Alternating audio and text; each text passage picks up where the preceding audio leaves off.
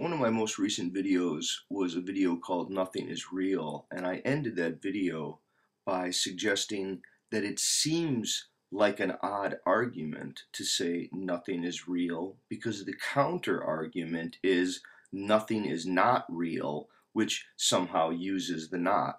Now, I could see someone might be sitting there saying, no, none of this works. I do not buy that argument. So let me see if I can try to give a counter argument the best that I can and see if this works for people.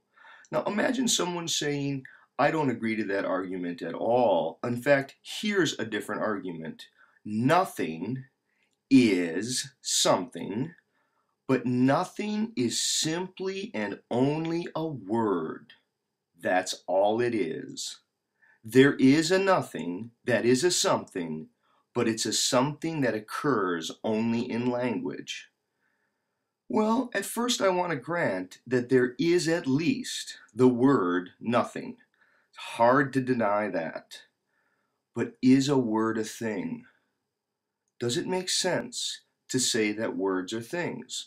Now, part of this comes from the history of literacy. It's a very, very long and complicated story. But I think what we find is that when we go back, that speech and language preceded words. That's right. Words as discrete lexical units are inventions of literacy. When we go back, for example, and we look at some of the most ancient forms of writing, they're written in what's called scriptura continua, which just has a stream of unbroken letters. The reader has to read aloud, thereby separating off a word from the succession of sounds that would be spoken or read aloud. I think part of the question there is, what do we mean by a word? Are there different kinds of words? I think there are. Could it be that there are some kinds of words that are wholly positive and they're defined by ostensible definition, that is by pointing, but they're also defined by difference? So take a table. We say that a table is not a chair, a table is not an automobile, and a table is not a dog. Now, we could just point to a table, but when we point to a table, we don't know if we're pointing to a table or to a thing or to a piece of furniture or just to an object. But when we define it and we say, well, I mean a table, not a chair, we somehow define a word by a difference. But there are many other words that don't just seem to be defined by difference. They seem to be polar words. That is, words whose only meaning comes from being not their opposite.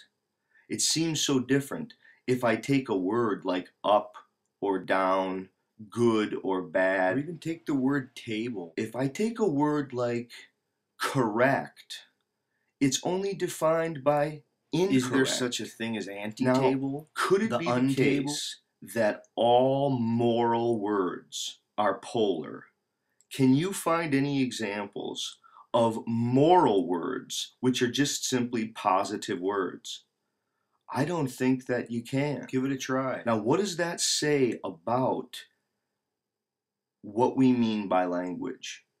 And could it be that language itself is infected by the room-making nothingness? Could there be a nothingness that's bigger than the nothingness which is inside of language? That is the word nothingness.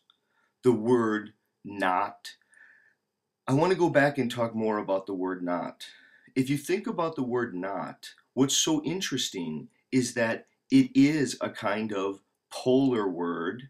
It's a word that is a syntactically used word. It doesn't have a meaning except in reference to what it's negating.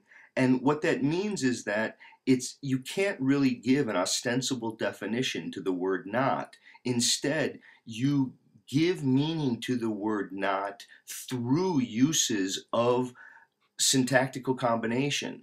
So I combine a word with another word and create a sentence meaning. I say the cat is not on the mat. Somehow the non-being becomes part of the expression of language because the word takes its meaning through interaction with other words. And in that sense, there isn't a word that has a meaning. Now, maybe there's a different way to come into this question. It's that, could it be that non-being, that is the nothing, is larger than language? Don't we have a sense of seeing non-being? That is, if I go somewhere and I look and I see someone and I think it's my friend, and then I say, oh wait, no, it's not my friend, there is a disclosure of something and then a subsequent disclosure which reveals the not being of what I had thought. Is thought itself a kind of infection of non-being? Is it time itself? Is non-being time?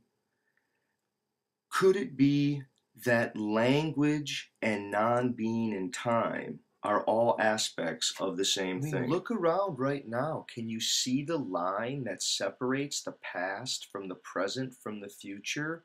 From where come those lines?